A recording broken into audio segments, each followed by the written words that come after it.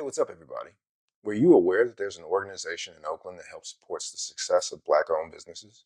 Stick around in this episode of the Town Roots podcast as we talk to YaVette Holts about BAOBOB and the work she's doing in the East Bay.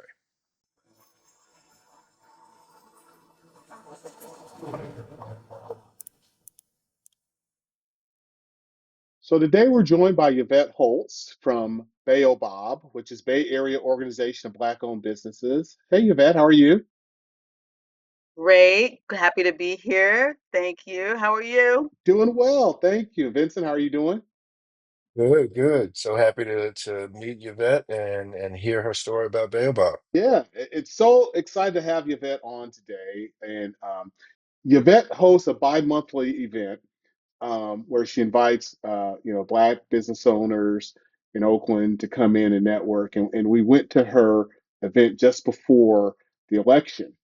And it was so insightful. She had the top candidates and the top mayoral candidates in the election come and interface with a number of citizens and Black-owned businesses, and that was just a fantastic event.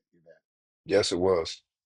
Thank you so much. I'm so glad y'all were there. Yeah, yeah, yeah. So Yvette, why don't we kick it off by you sort of telling us about Baobab and what inspired you to start it? Yeah, well, for sure.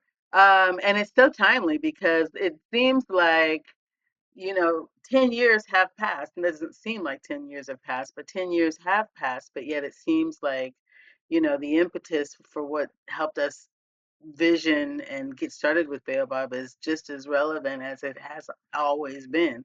Today, more so maybe than before, equally. But, it really came out of the murder of Mike Brown in Ferguson and the incredible like community response and outrage and people calling for boycotts and protesting like crazy. This is even before George Floyd, but the onset of Black Lives Matter and yeah, really just at there was a moment where there was so much rage and anger, people really just needed a response.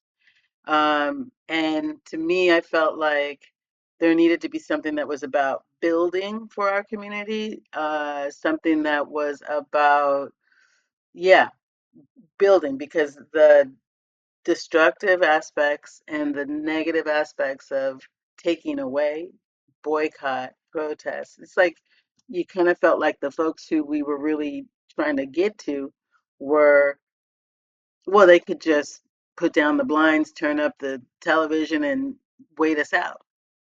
And, it's clear that where those folks really um, feel feel impact is in the pocketbook. And, hearkening back to civil rights era, where okay, yeah, there's boycotting, but also there's redirecting your financial resources to support the community that you want to support, that you're a part of. So the thought was, even for folks who may not be of the skin but want to do the right thing, well, let's make it uh, easy to walk the talk. So let's also add, let's protest, let's make it known that this is not going to fly, and community is going to stand up, but also let's create, let's build, let's let's replace what we don't like with what we do need. So you described this when we met as a merchants association. Yep, So for people who might not know what a merchants association is, could you tell them what that means? right. A merchants association is essentially a membership-driven organization that that creates and supports a fertile landscape for its members, economically speaking. So we do events to connect businesses. We create revenue generating opportunities by hosting marketplaces and inviting shoppers. We also put in time and effort in advocacy in the halls of the municipal um, around policy making and also just awareness giving to folks who are part of the bureaucracy. You know, in the recent past, man, I've had some really kind of woo challenging situations, and I feel like I coined the phrase hostile bureaucracy because it's been intense, you know, and the folks who are operationalizing that, the folks who are employed to make that thing go, I think that they are not necessarily wanting to be part of it or wanting to be uh, inhibiting or wanting to be a blockade, but by serving the policies and what their job descriptions call for, they are absolutely part of it. And so helping folks to, yeah, bring awareness around that and okay, what's the solution to that? How can, you know, yeah, how can municipalities, and I call them municipalities because they it's a whole it's a whole multifaceted beast, and it's not just one department. Um, Well, you must have figured out something, right? Because I think where I first found you was the Oak Talk series, that's right. which, right, which you started, you Hmm. partnered with the city of Oakland on to highlight. And when I first saw that, I thought that that was just a phenomenal idea. And I was a little unsure at first when I first saw it if it was a city thing or or not. And then I learned it was you partnering with the city to do that. Why don't you tell us a little bit about that and how that That came was about? that was the outcome of our time as a cultural strategist with the city of Oakland, and it we were in a way partnered with the city, yes, very much so, but only through the opera opera opera operationalization. We don't have to have that whole through the operationizing of the Oakland Fund for Public Innovation and what they are as an organization that create outreaches and fundraisers to embed uh, artists or creatives into the city to work on pernicious issues that they have not been able to um, diffuse, let's say. So I, through the Oakland Fund of Public Innovation, was able to sit for a year with the Economic and Workforce Development Department with the City of Oakland. And then yeah, really they kept saying a lot about it's less about what the deliverable is and more about um, encouraging and helping to kind of grease the wheels of government toward the better good.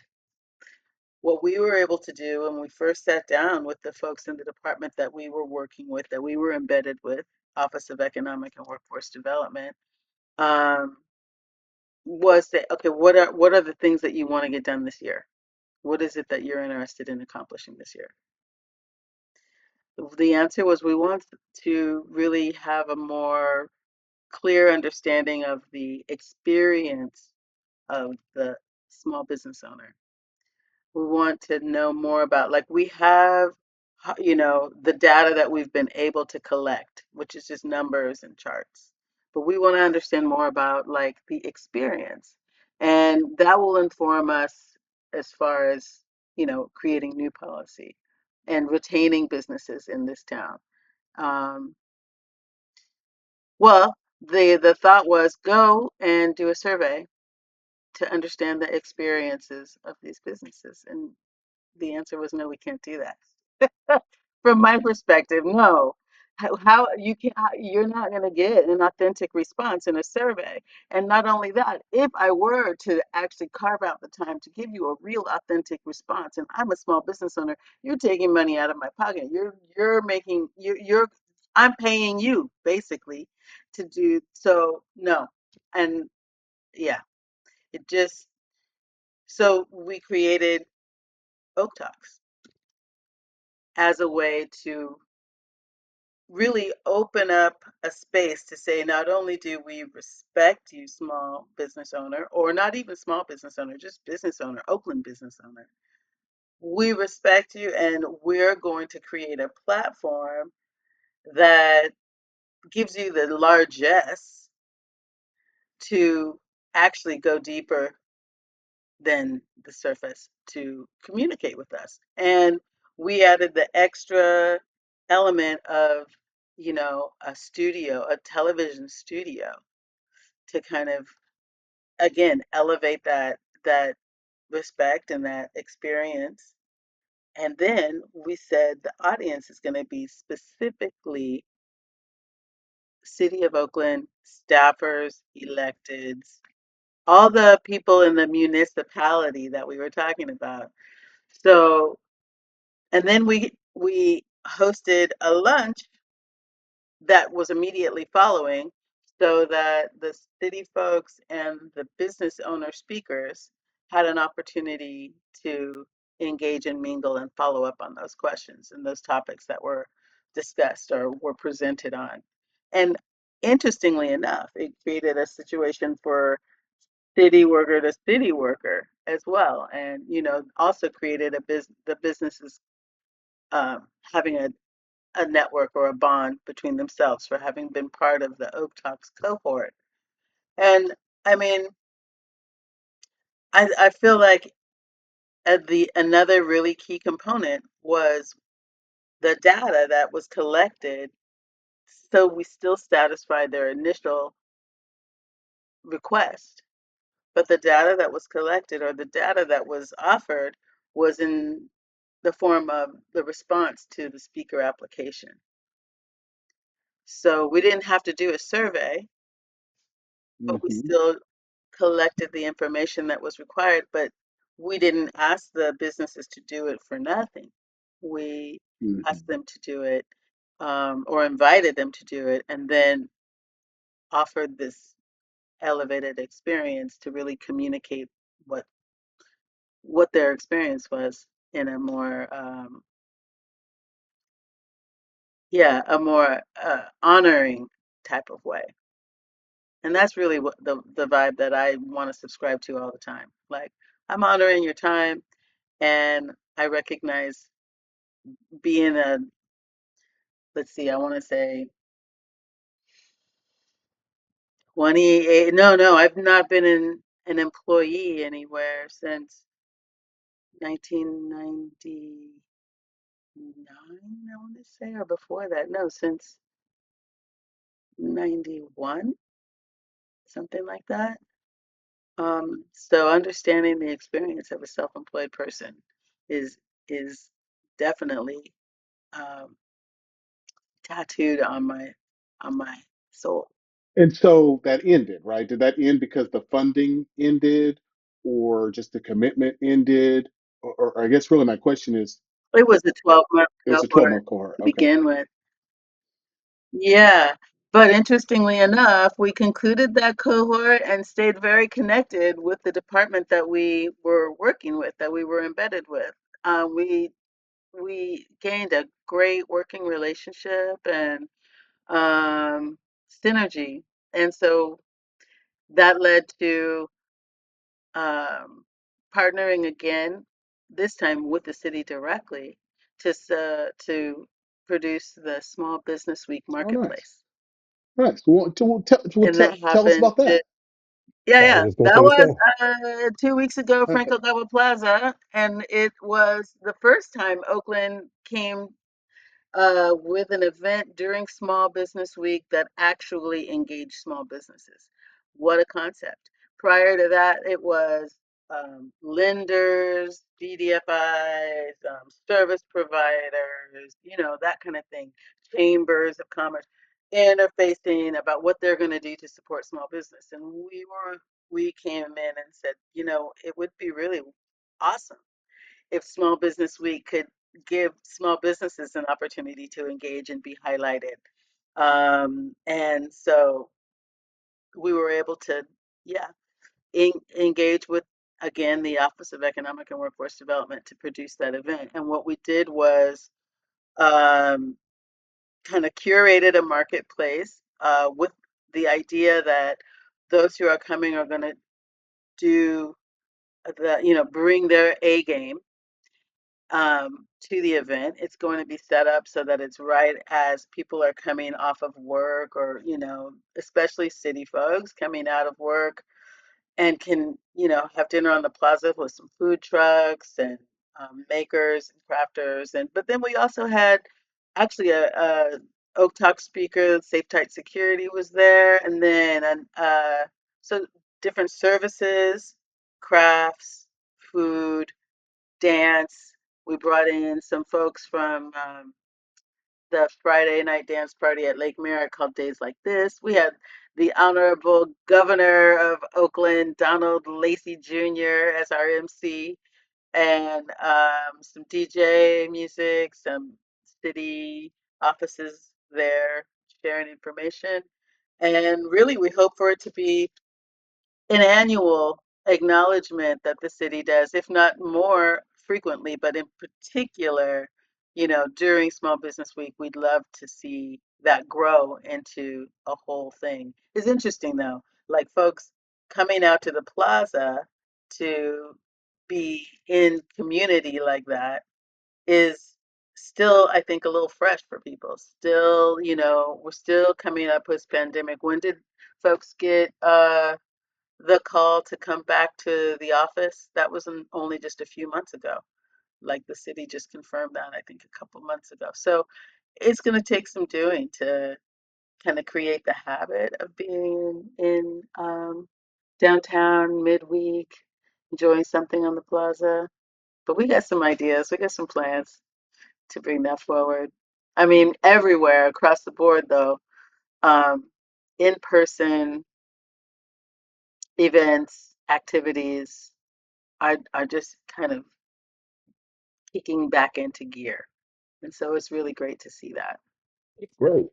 So, quick question for you. Yeah. What have been some of the biggest wins that you've received from doing this work with BAOBOB specifically, but even with the work that you did with the city of Oakland?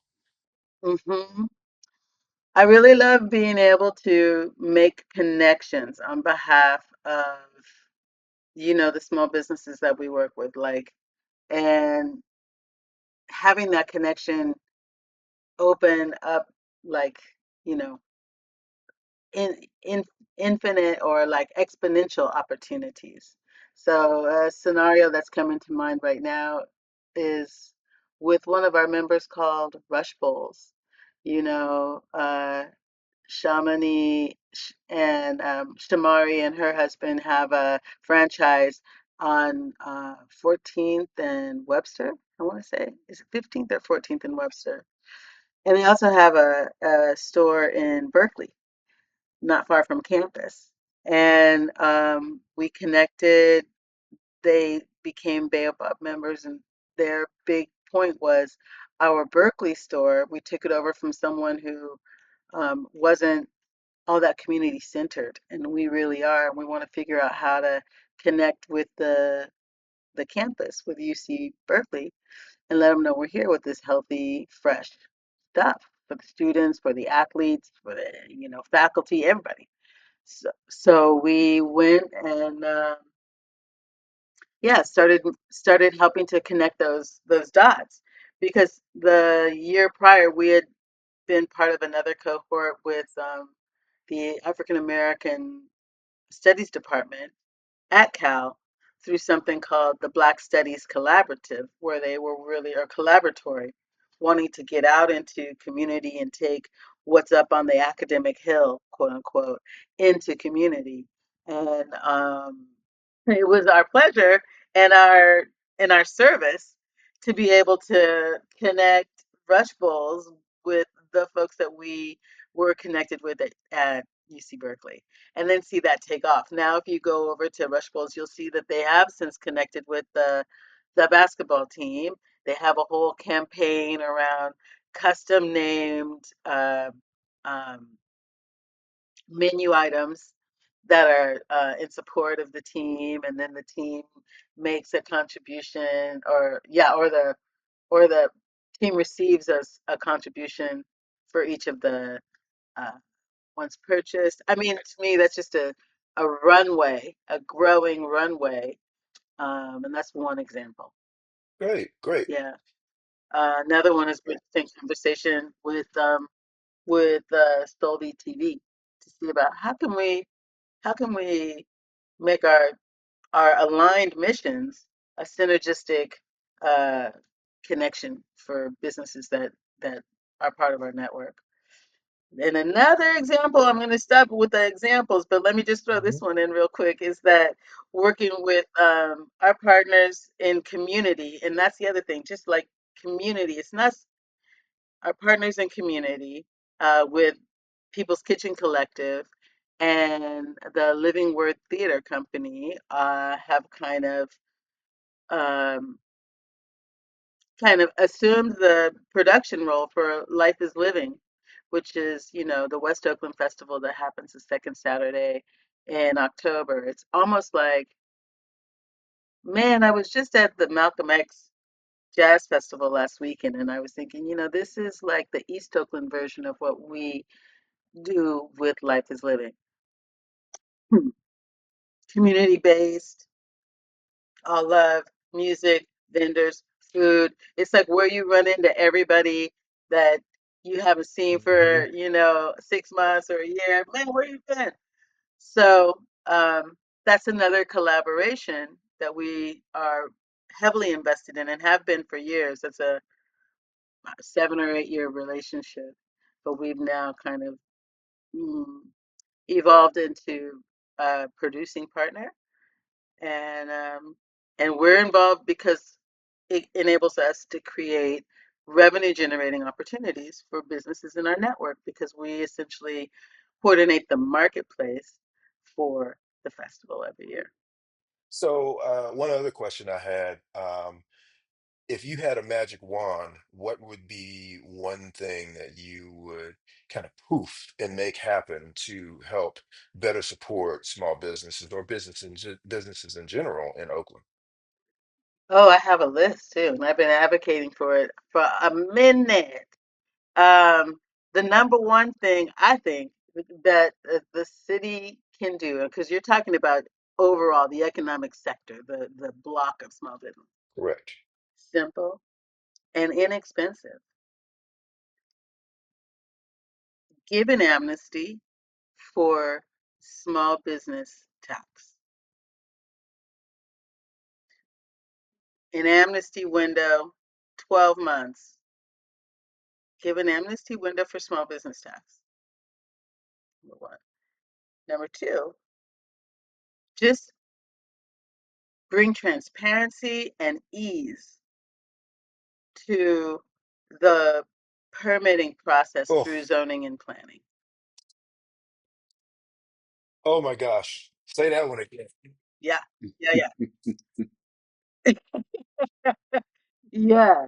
I mean, the transparency and ease through zoning and planning, and that can easily be done. But you know, as they say uh, in the halls of city, there has to be an appetite for it. Hmm.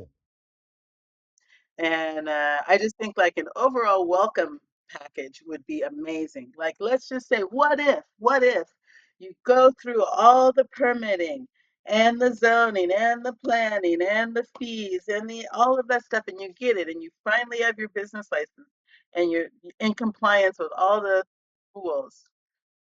I think that, yeah, it'd be great to say now that you've done that, you are, you know, eligible for this welcome funding package, Yeah, that would be you awesome. know, from the city. And that doesn't necessarily need to be we're cutting you a check, but it can be we're waiving these fees, we're allowing you to do this, this, this, and this. You have to use it within the first 2 years, you know. I think that'd be amazing. Isn't the cities talk a lot about business attraction and business retention?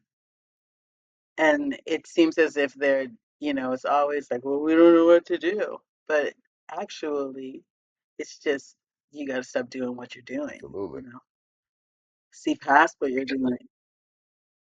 Yeah. So those are great ideas, Yvette. Have you voiced those to the powers that be, and what kind of feedback did you get? Oh, yeah. I got a little, it gets a little bit further all the time. I've Yeah. introduced these ideas in both city of Berkeley and city of Oakland. And I got far enough in the city of Berkeley where our district council person said, yeah, that's interesting, and assigned an intern to help us write an item that would Hmm. go before city council.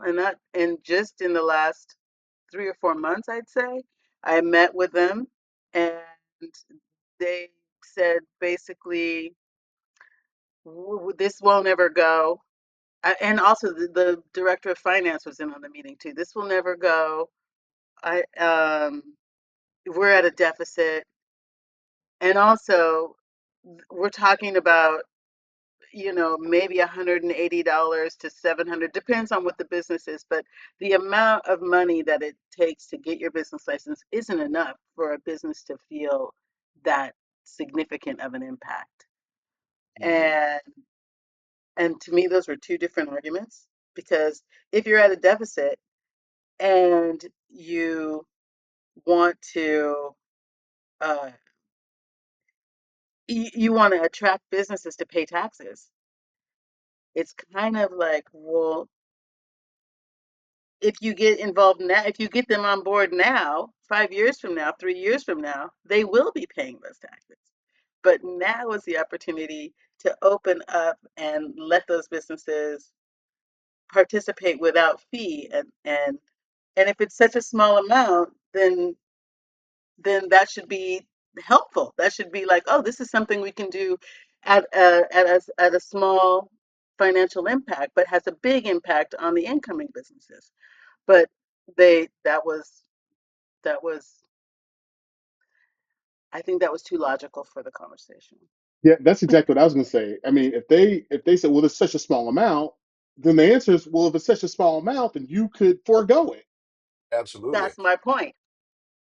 That's my point. But like I'm telling you, you would have had the same experience I did. That just made too much sense for the moment. Yeah, Yeah. yeah, And it's not gonna fly. It's not gonna fly. Oh, yeah. okay. I can wait until the next city council person comes along.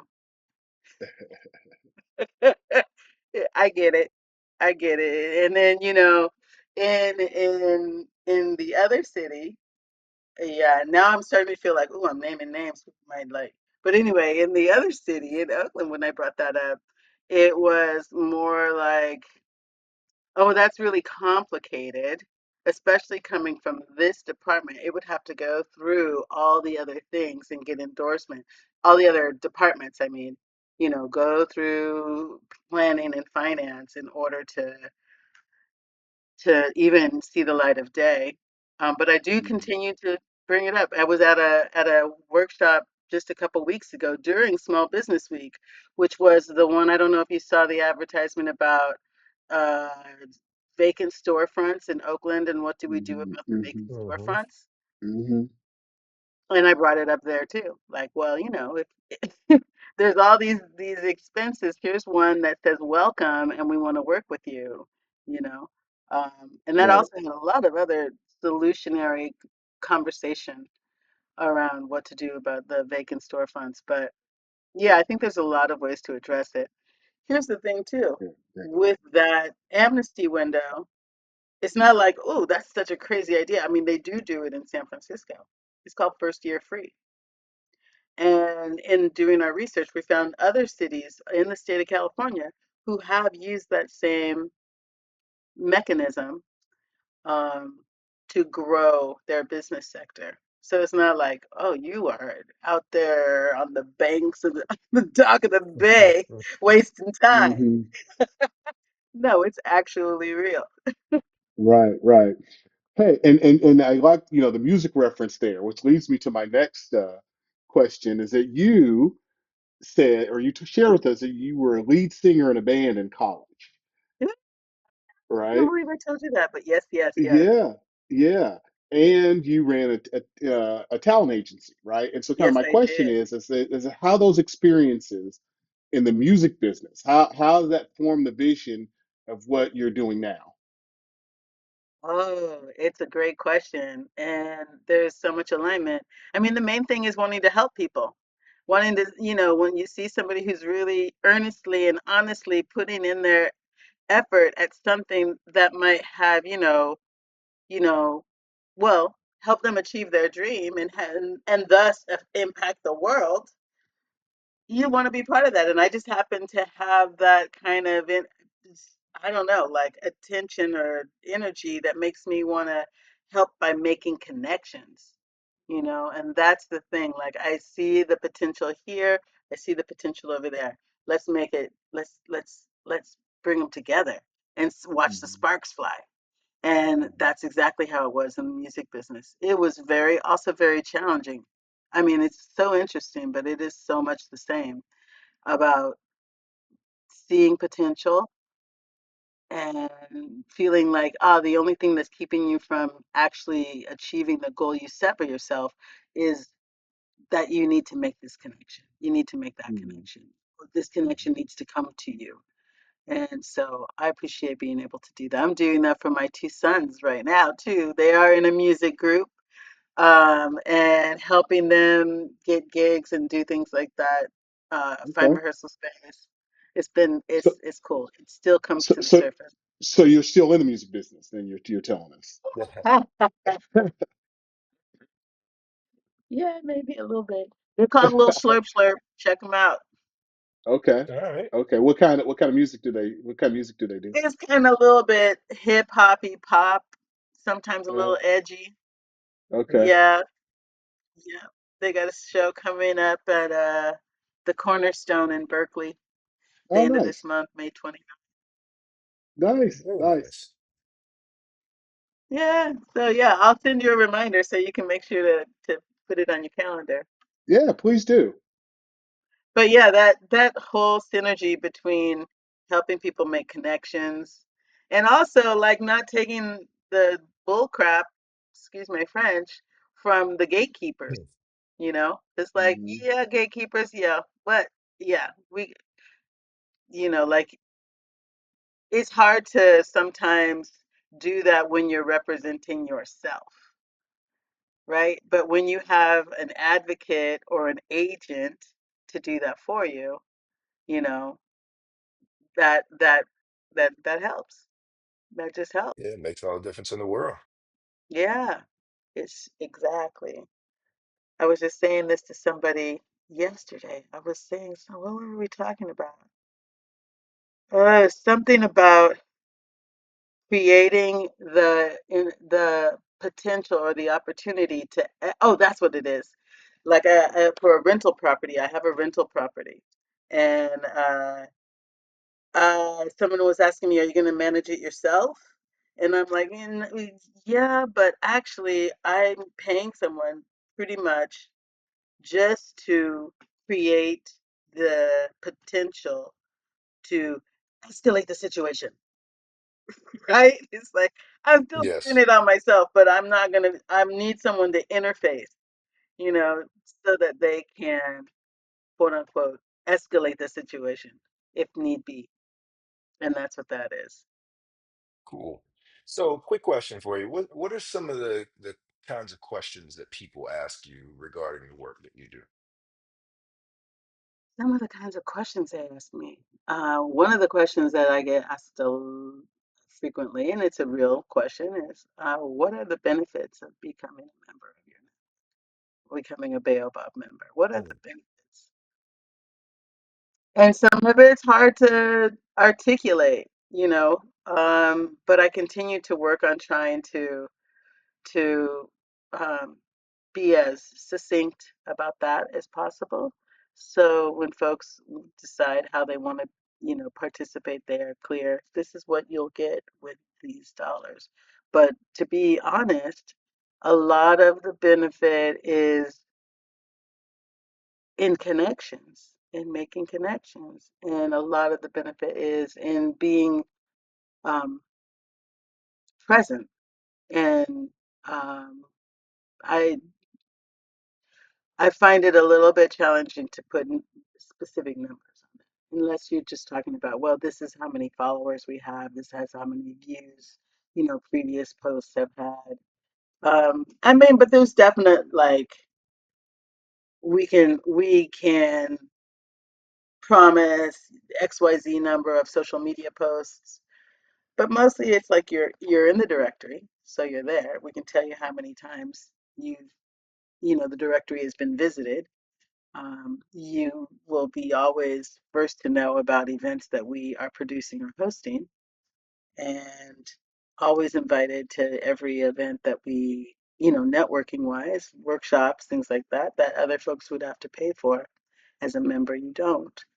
Um, yeah. And how much does it cost to be a member of BAOBOB? Uh-huh. To be included in the actual directory is $25 a year.